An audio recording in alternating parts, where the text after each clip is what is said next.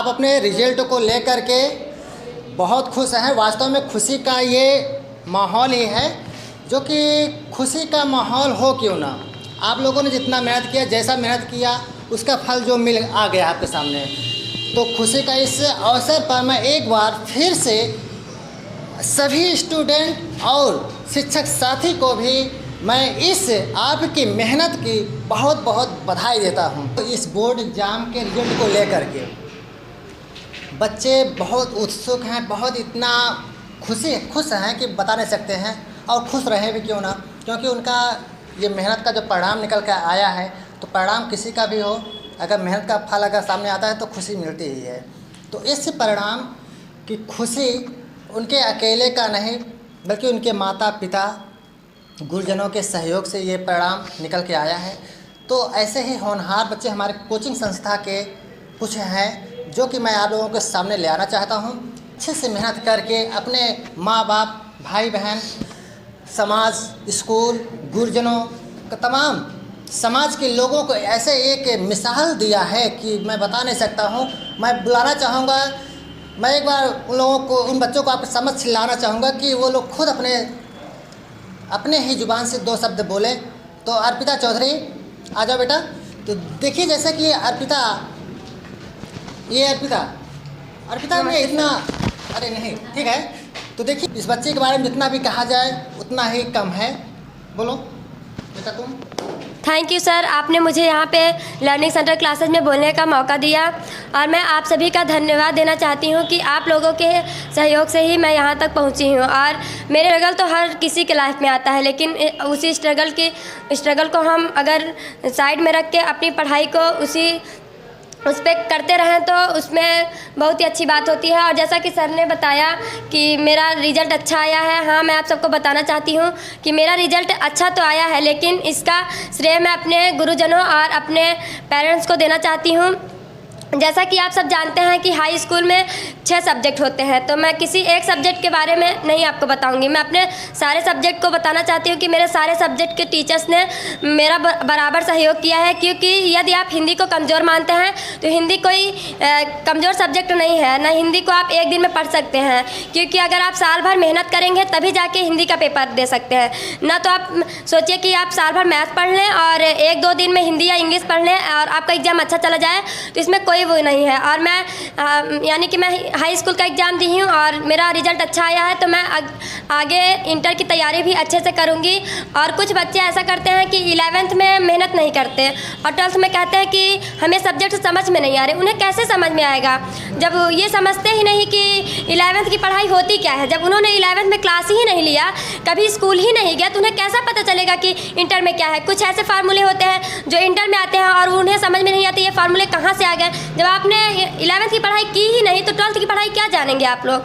और कुछ बच्चे उनमें से होते हैं जो 11th की पढ़ाई करते तो हैं, लेकिन आधी अधूरी, पूरे मन से नहीं, क्योंकि वो सोचते हैं कि 11th की पढ़ाई क्या होगी। लेकिन अगर जिन बच्चों को आगे लाइफ में कुछ करना है, वो 11th और 12th दोनों की पढ़ाई उतने ही मन से करें। क्योंकि अगर आप समझते हैं कि इंटर में आपका रिजल्ट आएगा बोर्ड एग्जाम का, तो ऐसा कुछ नहीं है। 11th का रिजल्ट भी मायने रखता है। जैसा कि देखा जाए तो 12th का रिजल्ट भी आने से बच्चे बहुत खुश होते हैं। मैं तो उतना ही अपने 9th के रिजल्ट से भी खुश थी और 10th के रिजल्ट से भी खुश हूँ, और 11th में भी उतना ही खुश रहूँगी। क्योंकि मैं 11th में भी उतनी ही मेहनत करूँगी जितनी कि मैंने 10th में की थी, और उसी उत्साह के साथ मैं 12th में इतनी मेहनत करूँगी कि आगे का रिजल्ट मेरा टॉप 10 में आ सके। और जैसा कि आप लोग जानते हैं कि हर किसी के कामयाबी के पीछे किसी न किसी का हाथ होता है। तो मैं आप सबको बताना चाहती हूँ कि मेरे यहाँ तक पहुँचने में सबसे ज़्यादा मेरी मम्मी ने मेरी सहायता की है। क्योंकि अगर यदि मेरे लाइफ में मेरी मम्मी ना होती तो मैं यहाँ पे ना आप लोग के सामने होती और शायद मैं यहाँ पे भी ना होती। तो मैं अपनी मम्मी को तहे दिल से धन्यवाद देना चाहती हूँ, क्योंकि उन्हीं के परिश्रम से मैं आज यहाँ तक पहुँची हूँ। और दूसरा मैं अपने गुरुजनों का धन्यवाद देना चाहती हूँ, क्योंकि यदि अगर उन्होंने हमको ना बताया होता कि ये ऐसे होता है, क्योंकि टीचर्स तो पढ़ाते हैं लेकिन उन्हीं बच्चों पे ध्यान देते हैं जो पढ़ते हैं, लेकिन ऐसा हमारे कोचिंग में बिल्कुल भी नहीं है। क्योंकि जब अगर बच्चे आते हैं कोचिंग में तो इसलिए क्योंकि उन्हें वो क्वेश्चंस नहीं आते, वो उनको टॉपिक्स नहीं आती और उन्हीं को समझने के लिए वो कोचिंग्स में आते हैं। और स्कूल में भी बच्चे एडमिशन कराते हैं सिर्फ और सिर्फ पढ़ने के लिए, लेकिन कुछ बच्चे होते हैं कि हम स्कूल नहीं जाएंगे, कोचिंग से पढ़ लेंगे, तो ऐसा नहीं होता। आप अगर स्कूल और कोचिंग दोनों पढ़ेंगे तभी आपका रिजल्ट अच्छा आएगा। और मैं ये भी नहीं कहना चाहती कि आप अगर कोचिंग नहीं करते तो आपका रिजल्ट गिर जाएगा, ऐसी कोई बात नहीं है। अगर आप स्कूल पढ़ें और 4, 5, 6, 7, 8, 9 घंटे, जितने घंटे आपके पास हो, आप घर पे मेहनत करिए तो आपका रिजल्ट बहुत अच्छा बन सकता है। उन बच्चों से बहुत अच्छा बन सकता है जो अपने आप को समझते हैं कि कोचिंग और स्कूल से ही रिजल्ट अच्छा बनता है। मैं तो आप सबको बताना चाहती हूँ कि मैं कोचिंग और स्कूल दोनों से पढ़ती थी और मेरे दोनों जगह के टीचरों ने ही मेरा सहयोग किया है।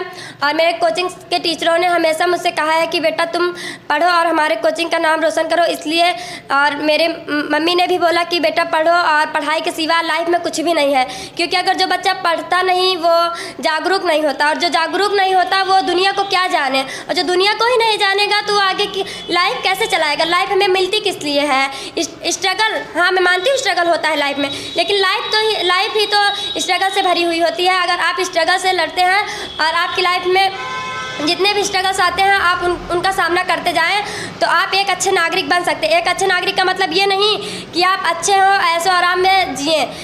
अच्छे नागरिक का मतलब ये होता है कि आप दुनिया को अच्छी सीख दें और जागरूक करें। जैसा कि अगर हम लोग पढ़ेंगे तभी आगे अपने आने वाली भावी पीढ़ी और अपने आजकल की लोगों को जागरूक कर सकते हैं। और मैं इसी से अपने गुरुजनों का धन्यवाद देना चाहती हूँ। धन्यवाद।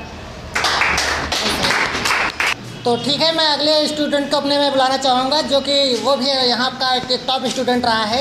उसका भी रिजल्ट इतना अच्छा आया है कि मैं बता नहीं सकता हूँ। हमारे कोचिंग से बहुत बेहतर इसका रिजल्ट रहा है। तो ठीक है, तो मेरा जो ये रिजल्ट आया है, मार्क्स आया है, ये हमारा मार्क्स हमारे जो टीचर्स हैं उनके योगदान से मेरा ये रिजल्ट जो आज आया हुआ है, उन्हीं के ज़्यादा योगदान से आया हुआ है। मैं आगे भी इसी तरह मेहनत करता रहूँगा। मैं सभी लोगों से कहता हूँ कि अच्छे से मेहनत करें। धन्यवाद। ठीक है बेटा, तुम नर्वस हो रहे हो। देखो क्या होता है, किसी के कैमरे को फेस करना पहली बार जो होता है बहुत मुश्किल होता है। वैसे ही बेटा बहुत नर्वस है हमारा, तो ऐसा कुछ नहीं है। अनिल बहुत अच्छी कि आपने यहाँ तक इतना अच्छा मेहनत करके अगर अर्पिता बेटा आ जाओ, अभी मैंने आपको नहीं खिलाया, आ जाओ। बहुत है। और मैं चाहूँगा इन बच्चों शांत रहिए बेटा आप लोग। मैं चाहूँगा कि इन बच्चों की तरह आप भी इन मेहनत करके अच्छे मार्क्स ला सकते हैं और आप एक अच्छे समाज का निर्माण कर सकते हैं। क्योंकि जैसे जानते हैं कि युवा के हाथ में ही हमारे देश का भविष्य है। तो आप लोग अगर ऐसे मेहनत करते रहेंगे तो ज़रूर एक दिन हमारा भारत एक महान भारत के रूप में देखा जाएगा। वर्ल्ड में एक नंबर 1 रहेगा। कौन रहेगा? मेरा भारत। मैं एक बार फिर से आप सभी को आपके अपने YouTube channel learning centre classes की ओर से इस भव्य जीत कह रहे हैं तो गलत नहीं है, क्योंकि आप लोगों का ये भव्य जीत ही कहा जाएगा। यूपी बोर्ड का ये भव्य परिणाम आप लोगों की भव्य जीत ही है। तो ऐसे ही आप लोग पढ़ते रहिए और अच्छे मार्क्स लाते रहिए, अपने माँ बाप का नाम रोशन करते रहिए। आप जानते हैं हमारे अकेले के मेहनत से ये बच्चे इतना अच्छा मार्क्स नहीं लाए हैं। तो मैं टीचरों को भी आपके सामने ले आ रहा हूँ जिन्होंने अपने अपने विषय से इतनी अच्छी मेहनत करके इन लोगों को अच्छे मार्क्स दिलाने में मदद की है। तो मैं सचिन सर आप आ जाइए। सचिन सर के लिए जोरदार ताली। हेलो स्टूडेंट्स, जैसा कि आप जानते हैं हाई स्कूल और इंटर का रिज़ल्ट निकला है, उसमें बच्चों ने अच्छे अंक प्राप्त किए हैं। देखकर खुशी हुई है। हमारे कोचिंग से भी बहुत बच्चे पास हुए हैं और अच्छे नंबर से पास हुए हैं। इसके लिए मैं सभी बच्चों को